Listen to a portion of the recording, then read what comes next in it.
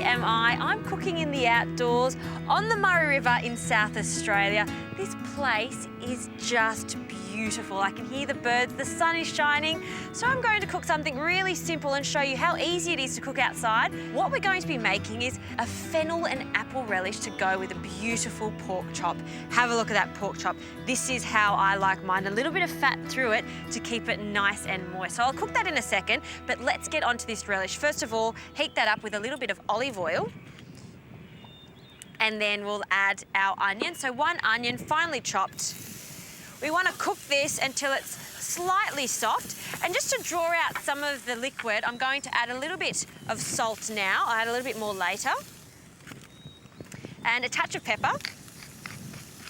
And while they're slowly cooking, I'm going to add some fennel seeds. Now, fennel seeds and pork are best friends. I love them. I'm gonna make sure that they don't blow away. And we'll just add them here. And I like to add them with my onions so they toast and roast a little bit so we get as much of the flavour out of it as possible. Now in with our fennel. This is a whole bulb of fennel that I've just finely chopped. That can go in with our onions. I might just add a little bit more olive oil just to get everything sautéing nicely. Looking good. And now we can add our Granny Smith apple. This is so yummy. The beautiful thing about this is, after you've cooked it, it's really nice to leave it in the fridge for a few days and the flavours really start to mature even more. I love this. Looking good. And to help get a little bit of sauciness in here, I've got 1 tomato finely chopped. In it goes. Saute that. And now for some extra sweetness, some brown sugar. We want 2 tablespoons of brown sugar, 2 heaped tablespoons in there. And for some acidity, some vinegar, 4 tablespoons of vinegar. And it's as simple as that. We're going to let that cook for about 20 minutes for it to really soften and get a little nice golden colour, and then we'll start cooking our pork chop.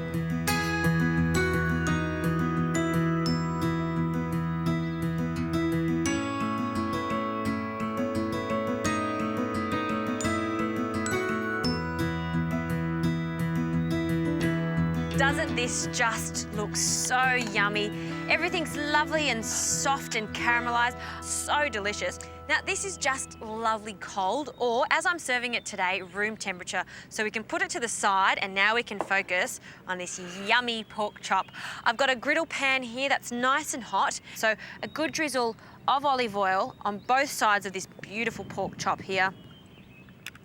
We want some salt on both sides again.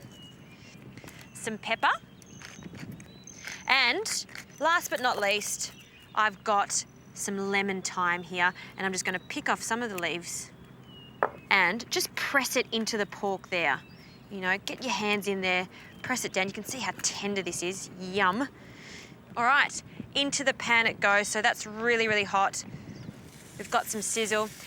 Now, this pork chop has a little bone just over here, so it's going to take a little bit longer. So we'll give it about 3 minutes on each side and then allow it to rest before we serve it with this yummy relish.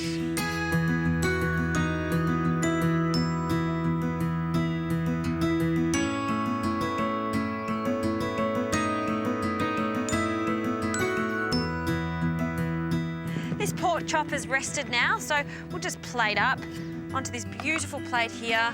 And our gorgeous relish. I like a lot of this, a good amount, and I'm just going to put a big spoonful, let's say 2 because it's so good. And I did find another fennel here, and I love the fronds. They don't only look great, but they've got a great flavour. So I'm going to garnish a touch more olive oil.